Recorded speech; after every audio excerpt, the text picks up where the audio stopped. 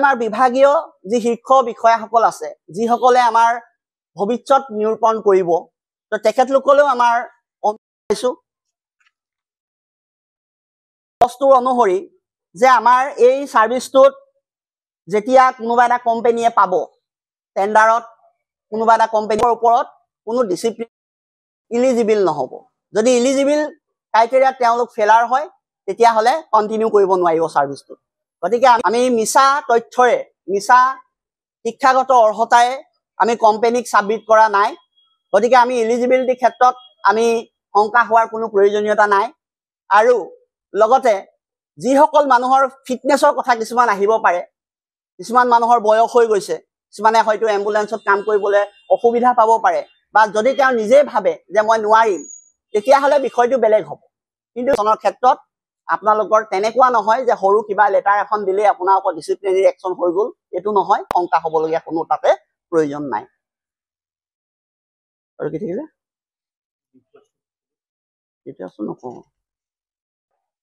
শেষত আমি এটা কথা আপোনালোকৰ মাধ্যমেৰে আমি অনুৰোধ জনাব বিচাৰিছো, মাননীয় মুখ্যমন্ত্ৰী, স্বাস্থ্যমন্ত্ৰী তথা স্বাস্থ্য আৰু পৰিয়াল কল্যাণ বিভাগৰ বিষয়ববীয়া সকলোলৈকে আমাৰ অনুৰোধ এইটোৱেই যে যিহেতুকে 108ৰ যিটো টেন্ডাৰ আছিলে, সেই টেন্ডাৰটো ইতিমধ্যেই 1 বছৰ এক্সটেনশ্যনত চলি আছে। এতিয়া অহা 31 মাৰ্চত ইলিজিবল নহব। যদি ইলিজিবল ক্ৰাইটেৰিয়া তেওঁলোক ফেলাৰ হয়, তেতিয়াহ'লে কন্টিনিউ কৰিব নোৱাৰিব সাৰ্ভিসটো। গতিকে আমি মিছা তথ্যৰে, মিছা শিক্ষাগত অৰ্হতাৰে আমি কোম্পানীক সাবমিট কৰা নাই। গতিকে আমি ইলিজিবিলিটি ক্ষেত্ৰত আমি শংকা হোৱাৰ কোনো প্ৰয়োজনীয়তা নাই। আৰু লগতে যিসকল মানুহৰ ফিটনেছৰ কথা কিছুমান আহিব পাৰে, কিছুমান মানুহৰ বয়স হৈ গৈছে, কিছুমানে হয়তো এম্বুলেন্সত কাম কৰিবলৈ অসুবিধা পাব পাৰে, বা যদি তেওঁ নিজে ভাবে যে মই নোৱাৰিম, তেতিয়াহ'লে বিষয়টো বেলেগ হ'ব। কিন্তু এজনৰ ক্ষেত্ৰত আপোনালোকৰ তেনেকুৱা নহয় যে সৰু কিবা লেটাৰ এখন দিলেই আপোনাৰ ওপৰত ডিসিপ্লিনাৰী একশ্যন হৈ গ'ল, এইটো নহয়। শংকা হ'বলগীয়া কোনো তাতে প্ৰয়োজন নাই। আৰু কি থাকিলে এতিয়া আছো নকওঁ। শেষত আমি এটা কথা আপোনালোকৰ মাধ্যমেৰে আমি অনুৰোধ জনাব বিচাৰিছো, মাননীয় মুখ্যমন্ত্ৰী, স্বাস্থ্যমন্ত্ৰী তথা স্বাস্থ্য আৰু পৰিয়াল কল্যাণ বিভাগৰ বিষয়ববীয়া সকলোলৈকে আমাৰ অনুৰোধ এইটোৱেই যে যিহেতুকে 108ৰ যিটো টেন্ডাৰ আছিলে, সেই টেন্ডাৰটো ইতিমধ্যেই 1 বছৰ এক্সটেনশ্যনত চলি আছে। এতিয়া অহা 31 মাৰ্চত, আজিৰ তাৰিখত আমি বিভিন্ন ধৰণৰ গাড়ীবিলাক আমাৰ পুৰণি হৈ গৈছে, গাড়ীবিলাক আমাৰ নৱীকৰণ কৰিব লাগে, নহ'লে আমাক গাড়ীবিলাক নতুন গাড়ী প্ৰদান কৰিব লাগে। আৰু সেই ক্ষেত্ৰত আমি চৰকাৰৰ লগত আমি হানুনয় বিনয় কৰিছিলোঁ, বা আমাৰ প্ৰতিষ্ঠানটোৱেও আমি জনা প্ৰপ'জেল পঠাইছে যে গাড়ীসমূহ আমাৰ বহুত গাড়ী আপোনালোকে দেখিছে কিজানি, আপোনালোকৰ চকুৰ সন্মুখতে বহুত গাড়ী বেয়া হৈ আছে, বা যেনে তেনে পেচেণ্টটো নিব পৰা কণ্ডিশ্যন নিচিনা হৈ আছে।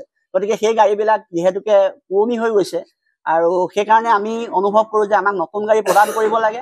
আৰু ইয়াৰ লগতে আমাৰ যিবিলাক ৰোগী আছে, সেই ৰোগীবিলাকক আমাৰ বেচিক লাইফ ছাপোৰ্ট আৰু এডভান্স লাইফ ছাপোৰ্ট দুটা ভাগত আমাৰ এম্বুলেন্সবিলাক ভগোৱা হয়।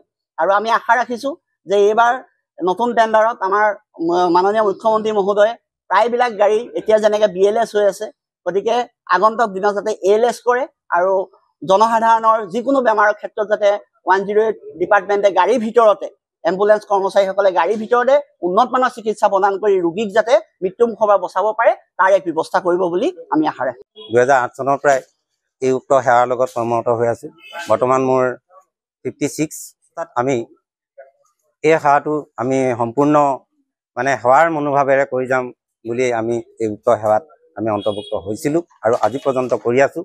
কিন্তু আমি যি মতে আমি এই সেৱাটোত দিনে নিশাই 24 ঘণ্টা আমি ৰাইজৰ সহায়ৰ অৰ্থে আমি নিজকে অৰ্পণ কৰি আহিছোঁ।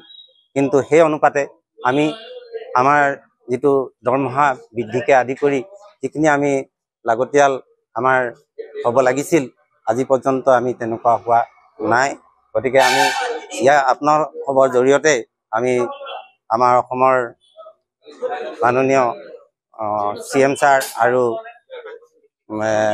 স্বাস্থ্য বিভাগৰ মন্ত্ৰী আৰু অন্যান্য বিষয়াসকলৰ প্ৰতি আমি আমাৰ ফালৰ পৰা গভীৰ আমি অনুৰোধ কৰিছোঁ, তেখেতে আমাৰ এই বৰ্ধিত যি আমাৰ মূল্য বৃদ্ধিকে আদি কৰি ঘৰ চলোৱাত যি অসুবিধা হৈছে তাৰ প্ৰতি লক্ষ্য ৰাখি আমাৰ যাতে পাৰিতোষিকটো আৰু অলপমান বৃদ্ধি কৰি দিয়ে